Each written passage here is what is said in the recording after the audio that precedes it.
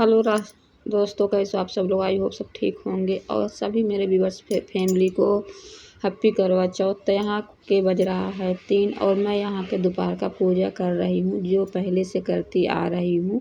इसके बाद पूजा करने के बाद कथा पढ़ेंगे। आज बच्चे भी हैं तो बच्चे पढ़ लेंगे, हम सुन लेंगे। और उसके बाद चांद देवता ये सूर्य भगवान को अर्घ देना पड़ेगा। तो ये मेरा ऐसे पूजा हुआ है। जो तो आप लोग कैसे पूजा करते हो कमेंट जरूर करना। और हाँ, मेरी आवाज़ थोड़ी वे हो रही, तबीयत नहीं सही है। गांव से जब से आई हूँ तो तबीयत नहीं सही है, बुखार आ जाती है।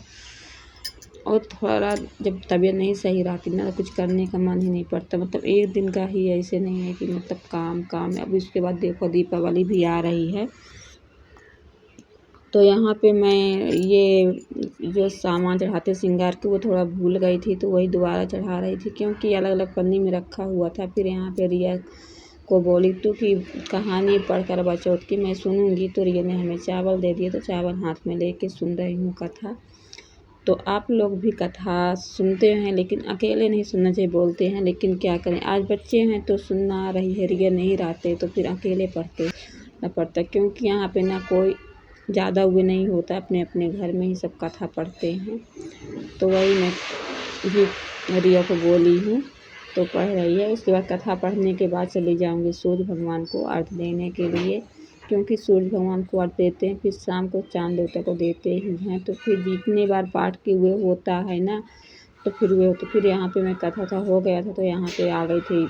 मतलब छत पे नहीं गए थे, छज्जे से ही सूर्य भगवान दिख गए थे। तो ये मैं क्या कहते हैं अर्घ दे रही हूँ, और कुछ हाथ में ले रखी हूँ चांदी की सिक्का, तो उसी से अर्घ नीचे गिरा रही हूँ सूर्य भगवान को करके। और जो सूर्य भगवान की वे है श्लोक है, तो वे पढ़ भी रही हूँ मन में।